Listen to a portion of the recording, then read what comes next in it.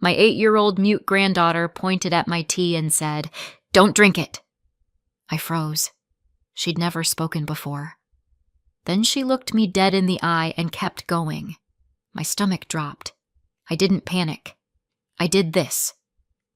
7 days later, her mother went completely white because I wasn't the sweet, lonely grandma she thought she was drugging. Let me back up. My name is Patricia Morgan. I live in a quiet suburb outside Columbus, Ohio, one of those neighborhoods where everyone waves, nobody actually knows anyone's last name, and the HOA will fine you for breathing too aggressively. I'm a widow, a homeowner, and, according to my daughter-in-law, apparently at that age. You know the tone. My son, Brian, is 34 and still thinks adulting is something you do between streaming subscriptions. He's a good man, soft around the edges, the kind of guy who'd apologize to a chair after bumping into it. His wife, Melissa, is also a kind of chair, the kind with spikes. Melissa is what I call Pinterest polite. Everything is love, sweetie. I just want what's best. And somehow you end up signing something you didn't read while she smiles like a Disney villain in yoga pants. They'd been married 6 years. 6 years of my son slowly shrinking in family photos. And then there was Nora, my granddaughter, 8 years old, big brown eyes, quiet as snowfall. The doctors had labeled her nonverbal early on. Developmental delays, anxiety, selective mutism, a whole list of words that basically meant she doesn't talk. And in our world, that was just Nora. Until that tea. It started with a vacation. Brian called me on a Tuesday night, voice bright in that overly cheerful way people get right before they ask for a favor. "Mom," he said, "Melissa and I found this deal for a resort in Florida. Like, ridiculous deal. We really need it. Just a week. Could you stay with Nora?" "Stay with her," I repeated, because apparently that needed clarification. "You mean, in your house, overnight. Me, the grandma. Just 7 days," he said quickly. "She'll be fine. She's used to you. Melissa already planned everything out." Of course she did. If Melissa planned a sneeze, she'd email you a color-coded schedule and ask you to sign a waiver. "Patricia," Melissa's voice slid into the call like perfume. "It'll be easy. I made a binder." A binder. Of course. "Everything is labeled," she continued. "Meals, routines, therapies, emergency numbers, and I left you my special herbal tea. It's calming. It'll help you sleep." The way she said calming made my skin itch. But I smiled anyway, because that's what you do when you're dealing with someone who thinks manners are a weapon. "Sounds lovely," I said. "Perfect," Melissa chirped. "We leave Saturday morning." Saturday came. They pulled out of the driveway with suitcases and sunglasses like they were starring in a commercial. Melissa hugged Nora with dramatic intensity, like she was leaving for war. "Be good," she whispered to her, a little too close to her ear. Then she kissed her forehead and turned to me. "Patricia, don't forget the tea," she said, pressing a glass jar into my hands like it was sacred. "1 cup every night." The jar was filled with dried herbs, chamomile, lavender, something citrusy. It smelled fine. That's what made it worse. Brian hugged me, kissed my cheek. "Thanks, Mom. Seriously." And then they were gone. The house felt too quiet. Nora stood in the entryway, small and still, watching the taillights disappear. I crouched down. "Hey, Peanut," I said softly. "It's just us for a week, okay? We're going to be fine." Nora didn't respond. She rarely did, but she lifted her eyes to mine, sharp, alert, like she was holding a secret so heavy it bent her spine. I chalked it up to nerves. I shouldn't have. That first day was normal. Breakfast, cartoons, a little walk around the block. Nora stayed close to me like a shadow. Melissa texted constantly. Don't forget speech exercises. Limit sugar. Tea tonight. She likes her bath warm, not hot. And your tea. Yes, Melissa. My tea. Thank you for the reminder, Captain Control Freak. That night, after Nora's bath, I warmed up the kettle. The kitchen light hummed. The house creaked the way houses do when they're old and full of memories. I set 2 mugs on the counter, one for me, one for, well, mostly me. Nora never drank tea. I spooned the herbs into the strainer and poured the hot water. Steam curled up. It smelled like every self-care post on Instagram. Nora wandered in quietly, pajama sleeves pulled over her hands. She watched me with that same intense focus. I lifted the mug toward my lips. I took one small sip, barely enough to taste it. And Nora moved, fast. She reached up, small hand grabbing my wrist. Her grip was shockingly strong. Then she pointed at the tea, and she spoke.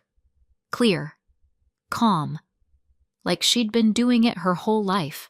Don't drink it. I froze. Every muscle, every thought, everything. Because Nora didn't speak. Nora didn't whisper. She didn't hum.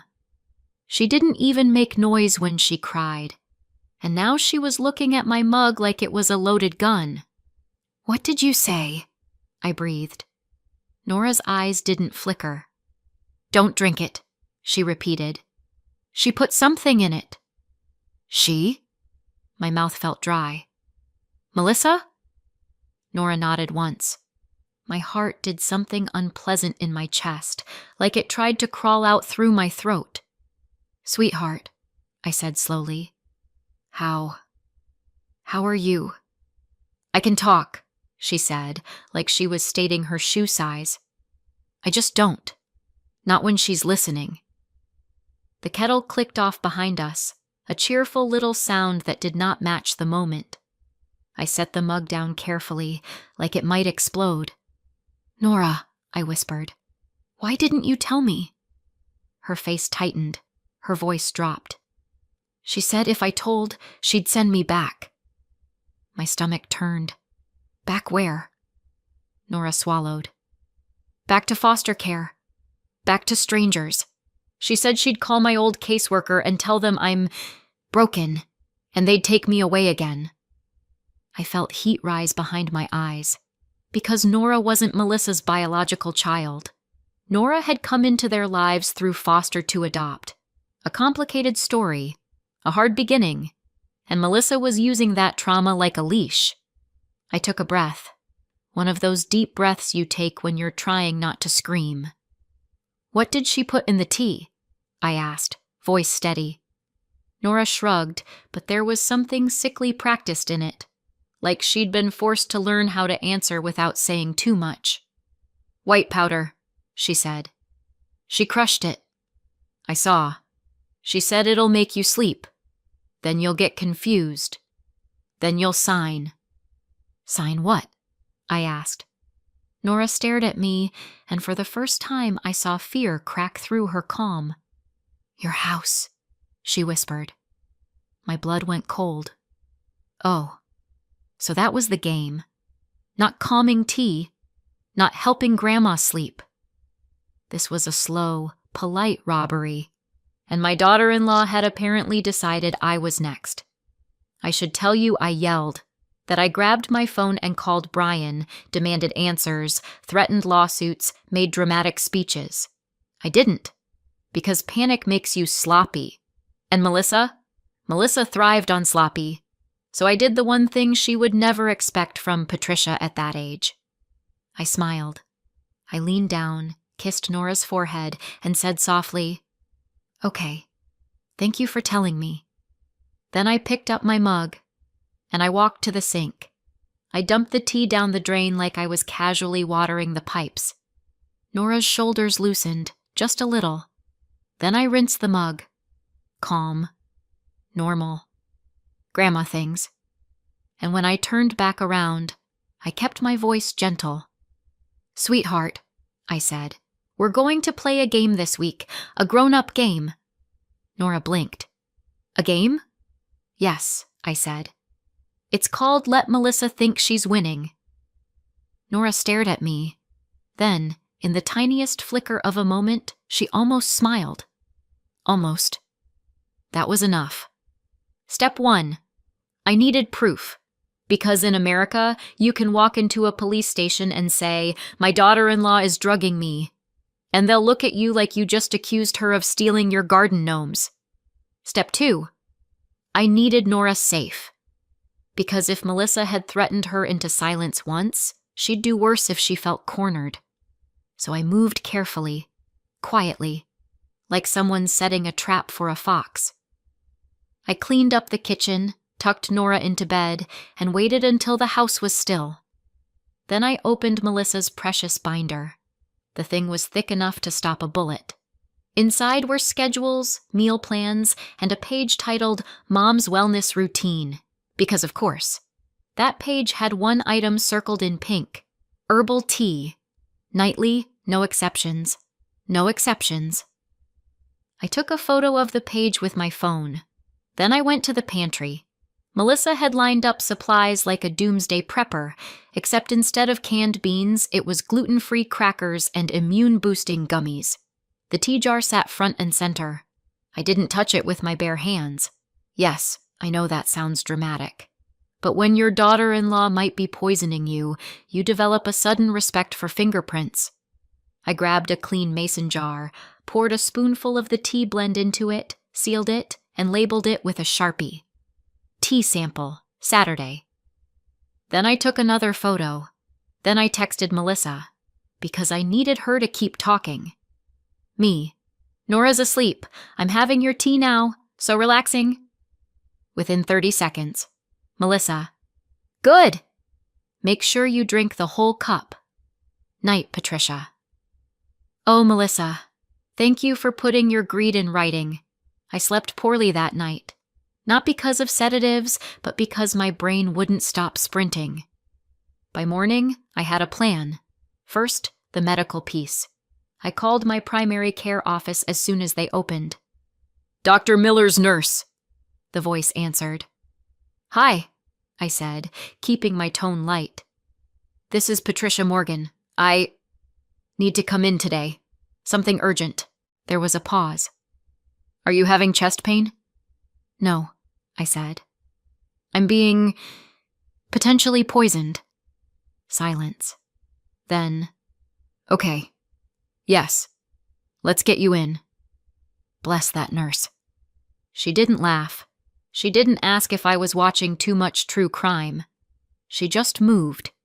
2 hours later, I was sitting in a clinic room while Dr. Susan Miller, a sharp woman in her 50s who did not tolerate nonsense, looked at me over her glasses. You think someone is drugging you? She said. I think someone is putting something in my tea, I replied. Dr. Miller's eyebrow lifted. And you didn't drink it? Not more than a single sip before Nora stopped me, I said. But I want to know what it is. And I want it documented. Now here's the thing about doctors. Some will brush you off. Some will blame stress. Some will tell you to meditate. Dr. Miller? She leaned forward. Do you have the tea? She asked. I have a sample, I said. Good, she said briskly. We're doing labs, toxicology screen, and if anything shows up, I'm making a report. My throat tightened. Report to who? I asked. Adult Protective Services, she said plainly. This is elder abuse if it's real, and if it's not real, we'll still have your labs and your peace of mind. I nodded. Do it. They drew blood, took urine. The glamorous side of being a target, truly. On the way home, I stopped at a pharmacy and bought a small lockbox. Nora thought it was for treasure. In a way, it was. Back home, Nora sat at the kitchen table coloring while I called the second person on my list, an attorney. Not a my friend's cousin does legal stuff attorney, a real one. James Whitman's office was downtown. His receptionist answered in that polished voice people get when they bill by the hour. "Whitman and Associates." "My name is Patricia Morgan," I said. "I need to speak to Mr. Whitman. It's about potential elder exploitation." There was a shift in tone immediately. "One moment, ma'am." James came on the line himself. "Ms. Morgan," he said calmly, "tell me what's going on." So I did. I told him about Melissa's tea, Nora's warning, the threat about foster care, the talk of signing over my house. And then I got quiet. "I need this to be real," I said. "I need it to hold up. Because if I accuse her and I'm wrong, I'm done. My son will never forgive me." James didn't rush me. He didn't speak down to me. He just listened. Then he said, "If you're right, your son will be grateful you saved him from her. If you're wrong, we'll still proceed carefully and protect you from retaliation. Either way, we document. We don't guess." I let out a breath I didn't realize I'd been holding. "What do I do?" I asked. "3 things," he said. 1. Don't confront her yet. 2. Preserve evidence, texts, samples, any written instructions. 3. Contact Adult Protective Services today. Not tomorrow. Today. I hesitated. "A PS? Won't that blow things up?" "It starts a paper trail," he said. "And if there's a child involved who was threatened, you may also need a report with CPS. But let's start with APS. You can do this without creating a scene." Without creating a scene. That was my specialty. After I hung up, I looked at Nora. She was coloring a horse, very carefully, like she was trying to keep the world neat by keeping her crayon inside the lines. I sat beside her. "Hey," I said quietly. Nora didn't look up, but her shoulders tensed. "You were very brave last night," I said. Her hand paused. "She'll be mad," Nora whispered. "No," I said firmly. "She'll be caught. Those are different things." Nora's eyes flicked to mine. "What if she says I'm lying?" "She can say whatever she wants," I said. "But we're going to make sure people believe you." I could see the question trembling on her face. "Because you're going to tell them," I added gently. "Not in court, not in front of strangers yelling, but to someone whose whole job is listening to kids. Someone safe." Nora swallowed hard. Then she nodded. Day 2 was paperwork day. I called Adult Protective Services and made a report. The woman on the phone asked careful questions, like she'd heard this story 1,000 times, and that made my skin crawl. Because if she'd heard it 1,000 times, that meant Melissa wasn't some rare monster. She was a type. They gave me a case number.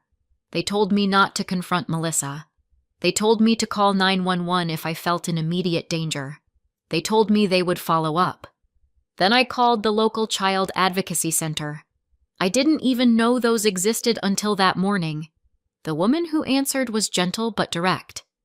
"We can schedule a forensic interview," she said. "A trained interviewer will speak with Nora in a child-friendly setting. It's recorded. It can be used later if there's an investigation." Nora didn't flinch at the word recorded. She flinched at the word later. So I held her hand and said, "You're not alone." That afternoon, Melissa FaceTimed. Her skin was sun-kissed. Her hair was too perfect. She was wearing sunglasses inside like she was allergic to accountability. "Patricia," she sang. "How are my babies?" I angled the phone so she could see Nora sitting on the couch. Nora didn't look at the screen. Melissa's smile tightened slightly. "She's okay?"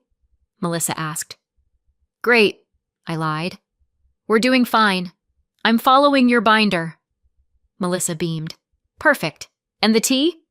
"Oh, yes," I said, sweet as syrup. "Every night."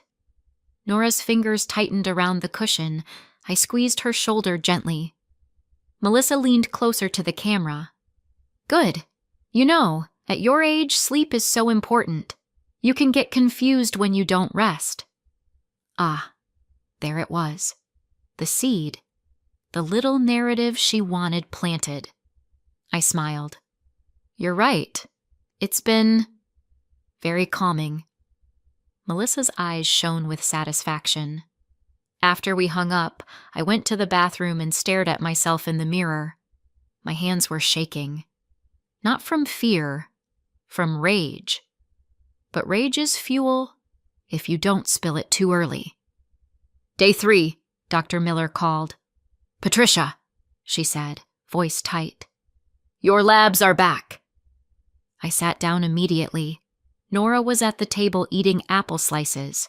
She watched me like she understood the gravity without needing the words. Dr. Miller didn't waste time. There's a sedative in your system, she said. Not a trace. Not maybe from a medication. It's there. And it's not something you should be taking. My mouth went numb. I only took one sip before Nora stopped me, I said. You've likely been exposed before, she replied. Or through food, or another drink. But Patricia, you were right to call. I closed my eyes. Because being right wasn't comforting. Being right meant Melissa had already been doing this. Dr. Miller continued, I'm filing a report. And I want you to stay with someone if possible. I can't, I said. Not yet. There was a pause. Then Dr. Miller's tone hardened. Then you lock your doors, she said. You tell me if you feel dizzy, and you do not. Do you hear me? Do not drink anything she prepares. I hear you, I said. After that call, I put the tea jar in the lockbox. Then I did something that felt surreal. I went online and ordered a small security camera set, one that could sit on a shelf in the kitchen and look like a normal gadget. 2-day shipping. Thank you, capitalism. Meanwhile, James Whitman sent me an email with a list of documents to gather. Deed to my home, any wills, any powers of attorney, bank statements. Because the truth is, if someone wants to exploit you, they don't start with a ski mask. They start with a family dinner. And a pen. That night, Nora and I ate mac and cheese because trauma deserves carbs. After dinner, she sat beside me on the couch, feet tucked under her, and whispered, She did it to Mrs. Keller. Who? I asked softly. Nora's voice was small. The lady at church. The one with the big hat. My heart sank. What happened? Nora picked at the seam of her pajama pants. Mom said she was helping her, Nora said. She'd bring groceries, make her tea, talk about paperwork. She said Mrs. Keller didn't know what she was signing. I swallowed. Did you see papers? Nora nodded. A folder. Mom said, if she signs the deed, we're done. The word deed came out of Nora's mouth like she'd memorized it. Like a child reciting something she didn't fully understand but knew was dangerous. Where is Mrs. Keller now? I asked. Nora shrugged. Mom said she went to a facility. A facility. That's what people say when they don't want to say we took her freedom. I held Nora close. I wanted to promise her Melissa would never touch anyone again. But promises are cheap. Proof is expensive. So on day 4, Nora and I went to the Child Advocacy Center. It didn't look like a government building. It looked like a small house painted in cheerful colors. Inside, there were toys, soft chairs, a fish tank bubbling quietly. Nora clutched my hand like it was a lifeline. A woman introduced herself as an interviewer. She spoke to Nora like she mattered, like her words were valuable, not inconvenient. I didn't get to sit in the room. They explained that was important. No pressure, no coaching, no influence. So I waited in a separate area, staring at a wall poster that said, "You are safe here." I almost laughed at the irony, because safe wasn't a place. Safe was a battle. After an hour, Nora came out looking drained but lighter. like she'd been carrying a boulder and finally set it down. The interviewer came out afterward and said quietly, "Thank you for bringing her. We'll be forwarding this to the appropriate agencies." "Is she believed?" I asked. The woman's gaze was steady. "We take children seriously here." I blinked back tears.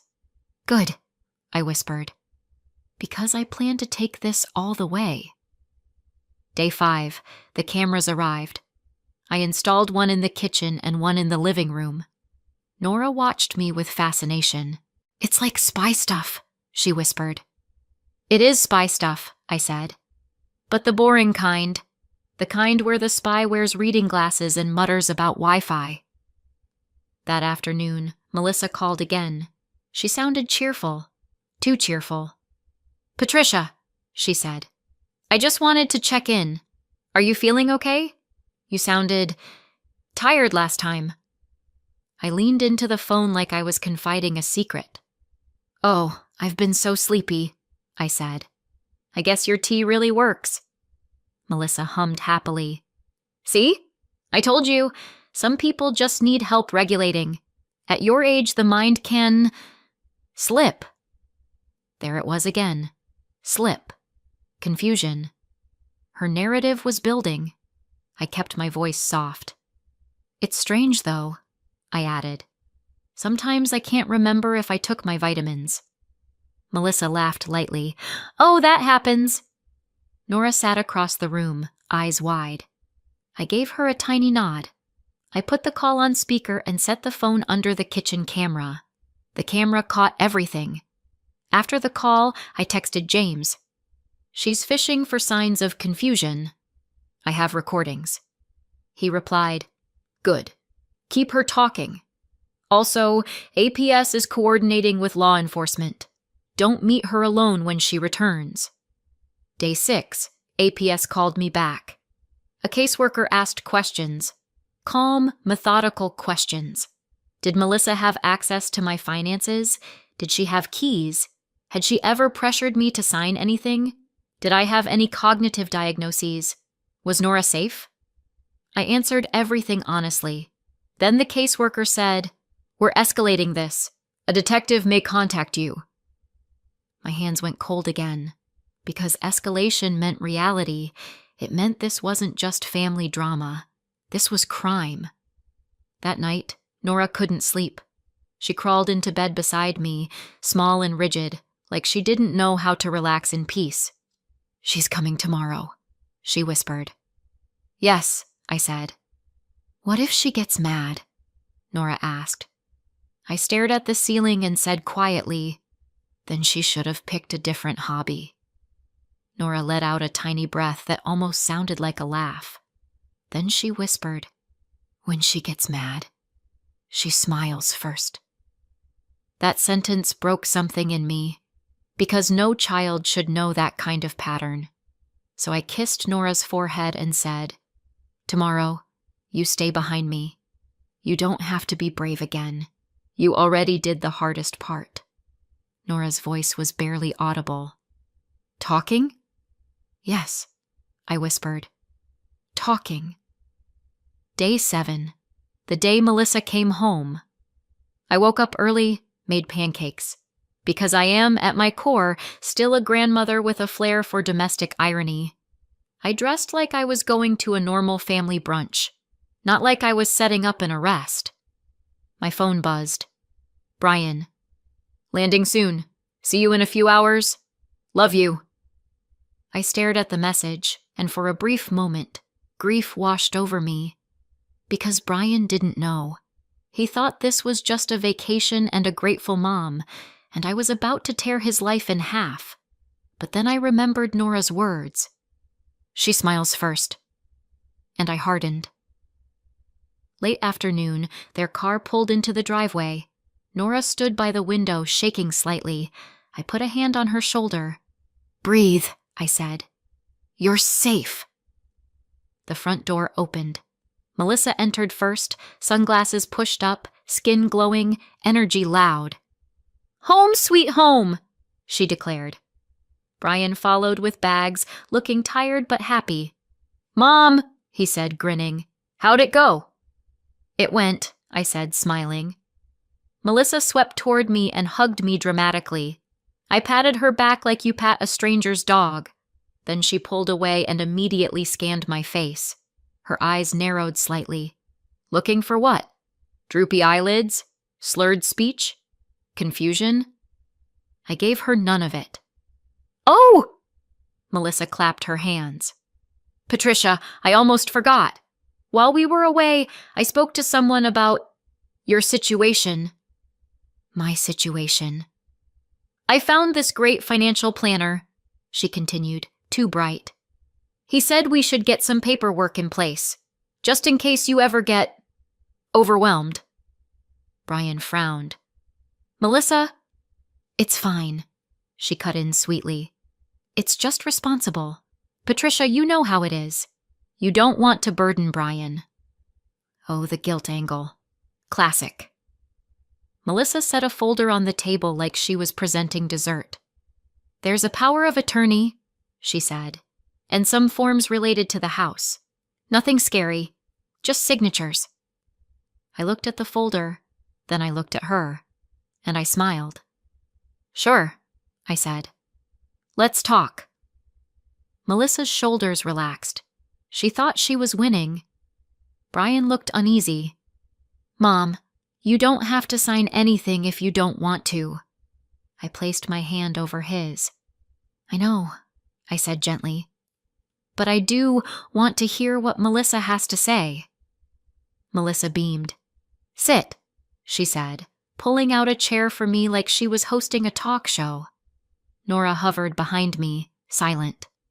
Melissa glanced at her. Go play, Nora. Nora didn't move. Melissa's smile tightened. Nora? Nora's small hand slid into mine. I squeezed back. Okay, I said lightly. Walk me through it, Melissa. Melissa opened the folder and began speaking quickly, confidently, too confidently, like someone repeating a script. This is just so we can help you with bills if you get confused, she said. And this one is about the house deed, just a transfer to the family trust. It's normal. Everyone does it. Everyone does it. Sure. I leaned in. And what about the tea? I asked suddenly. Melissa blinked. What? The tea, I repeated, still smiling. The calming tea you insisted I drink every night. No exceptions. Brian looked between us. Tea? Melissa laughed. Oh my God, Patricia, are we really doing this? I tilted my head. Doing what? This paranoia, she said, her voice syrupy but sharp underneath. You always get dramatic. Brian's brow furrowed. Mom, what's going on? I didn't answer him yet. I looked at Nora. Nora's face was pale, but her eyes were steady. I nodded once. Nora took a breath, and then my granddaughter, my silent, nonverbal little girl, spoke again, right there in the kitchen, in front of her parents. She put medicine in it, Nora said clearly. She told me not to tell. She said if I did, I'd go back. The room snapped into silence. Brian's mouth fell open. Nora, you... Melissa went still.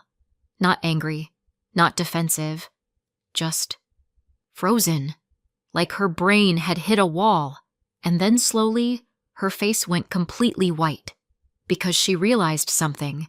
Nora wasn't a quiet little prop anymore. She was a witness. Melissa's lips parted. Nora, honey, no, Nora said, voice shaking now but still loud enough. You said Grandma would get confused and sign. You said I had to keep my mouth shut. Brian turned to Melissa, disbelief twisting into horror. Melissa, what is she talking about? Melissa's eyes darted to me. Patricia, you coached her. I laughed. A short, humorless sound. Oh, Melissa, I said, you really think I'm organized enough to coach a child? I can barely coach myself into drinking enough water. Melissa's jaw tightened. This is insane. Is it? I asked. I reached into my pocket and pulled out my phone. Because I have your texts, I said softly, telling me to drink the whole cup. Every night. No exceptions. Brian's face tightened. Melissa, why would you? And I have lab results, I continued, voice calm, showing a sedative in my system. Melissa's eyes widened. For the first time, she looked scared. Brian whispered, What? And, I added, I have audio from my home security camera. Melissa's head snapped up. You recorded me? I tapped my screen, and the room filled with her own voice. At your age, the mind can slip. You can get confused. That happens. Melissa lunged toward me instinctively, like she wanted to snatch the phone. But she stopped. Because there was a knock at the door. 3 sharp knocks. I didn't move. Brian looked confused. Who is that?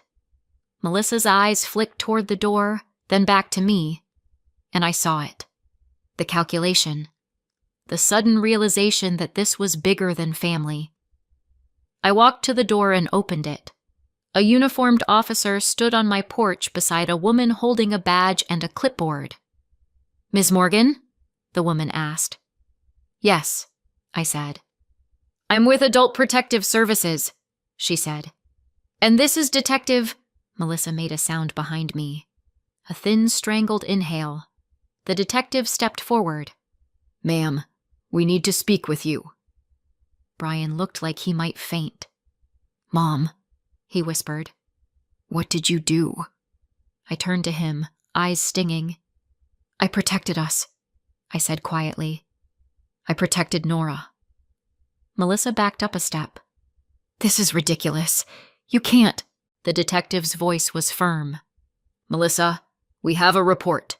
We have medical documentation, and we have reason to believe you attempted to exploit an elderly person financially and potentially administered a controlled substance without consent. Melissa's mouth opened and closed like a fish. She looked at Brian. She expected him to fix it, because Brian always fixed it. But Brian's face had changed. His softness was gone. He stared at her like he was seeing her for the first time and hating what he saw. No, he said hoarsely. No, you wouldn't. Melissa's eyes filled instantly, fake tears, perfectly timed. Brian, she whispered. She's lying. She's turning you against me. Brian's voice shook. Nora just spoke. For the first time. And the first thing she did was warn my mom. Melissa's tears faltered. Because she didn't have a script for that. The detective asked her to step outside. Melissa resisted at first, then tried to switch tactics, crying, bargaining, blaming me, blaming stress, blaming misunderstandings. But when the caseworker mentioned Nora's interview at the advocacy center, Melissa's face collapsed. Because she hadn't expected that. She'd expected silence. And now the silence was gone. Brian sank into a chair, head in his hands. Nora stood behind me, trembling. I wrapped an arm around her. I'm sorry, Brian whispered, voice cracking. Mom, I'm so sorry. I kissed the top of his head like he was 8 years old again. I know, I said softly. I know you didn't see it. Outside, Melissa's voice rose, sharp, desperate. Then it cut off, and the world went strangely quiet. That night, Nora and I slept at my house. Not Brian's, mine. Because I wasn't letting anyone move Nora around like luggage again. With James's help, I filed an emergency petition for temporary guardianship. APS backed the request. The detective took my statement. Dr. Miller's report went into the file. James Whitman worked like a machine. Within 48 hours, I had temporary emergency guardianship while the court sorted out the mess. Brian stayed in the picture, of course. He wasn't the villain. He was the guy who married one, and he had to live with that. Melissa was charged. And once the investigation opened, other names surfaced. Mrs. Keller and 2 others. Patterns. Paper trails.